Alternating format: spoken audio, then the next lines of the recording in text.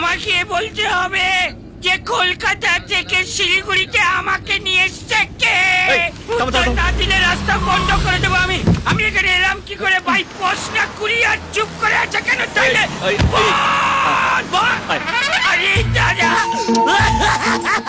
কোথায় ছিলেন আপনি? আমাকে উত্তরটা দিন। আপনি তো ভদ্রলোক। বলছি কেউ তোকে মারেনি, তুই মাল খেয়ে গোলমাল পাকিয়ে টেনে উঠেছে। চল গাড়ি তো। সেটা বড় কথা নয়, বলছি যে আমাকে কলকাতায় পৌঁছে দেবে। হ্যাঁ হ্যাঁ ওঠ। থ্যাংক ইউ, চলি টাটা। কলকাতা।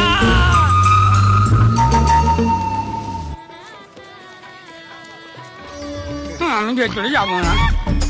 কেন? ভেতরে গেলে কাকুটা সবাইকে শরবত খেতে বলছে। শরবত খেলে আমার অম্বল হয়। আমাকে 100 টাকা দিলেই মদ খাবো। বেশ সালা, এটা বিয়ে বাড়ি, কেউ জানতে পারলে তোকে লাঠি মেরে তাড়াবে। ও কথা বলবেন না। মানে আপনি ছাড়া আমি অনাথ, আমার বাবা ছাড়া কেউ নেই। তুই কোন বংশের ছেলে জানিস? কোন বংশে? দিনের বেলা মাল খায় না। চল শরবত খাবি চল। আমার বংশে সবাই মাতাল। আপনি 100 টাকা দিনে পিতৃ তর্পণ করো। শোন, আমার পকেট ফাঁকা, 1 পয়সাও নেই। সেটা বড় কথা নয়। আপনি যারা এখানে যারা যারা রয়েছে না, তাদের কারোর না কারোর পকেটে 100 টাকা থেকে মাল খেয়ে নেবো।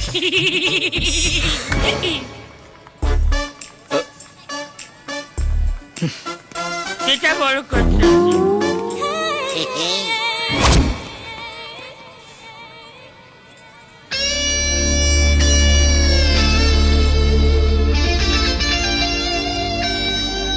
বাবা, তারপর কি এত লোকজন বিরক্ত করে মারছে? কত এরকম বড় করে হয় পকেট। নাকি? বলছি এই ধরো 100 তো। টাকা। হচ্ছেটা কি? সেটা বড় কথা নয়, কিছু মনে করবেন না। আমি রং নাম্বারে বেল টিপে ফেলেছিলাম। যাও এখান থেকে যাও। না, আমি পেছন থেকে ভেবেছিলাম যে কোনো ভদ্রলোকের পকেট, এখন দেখছি কোনো ভদ্রমহিলার গোডাউন। উফ, যাও। না না, থ্যাংক ইউ। চলো ফুটো কপাল। কোথাকারের কি অসভ্যতা আমি করব? এই নমস্কার। কি বলবো, বলছি যে কি 100 টাকা দেবেন? তুমি কে? তোমাকে 100 টাকা দেবই বা কেন?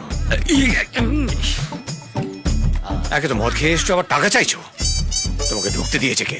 আরে সেটা বড় কথা নয়। এরপর আপনি যদি আর একটা প্রশ্ন জিজ্ঞেস করেন তাহলে 200 রুপিস, মানে পার কোশ্চেন 100 রুপিস করে। আচ্ছা তুমি কোন পক্ষের বলো তো? সেটা বড় কথা, সেটাই বড় কথা। সেটার জন্য আমায় জানতে হবে যে আমাকে যে নিয়ে এসছে সে কোন পক্ষের। দাঁড়ান একটু খুঁজে দেখি সে কোথায়।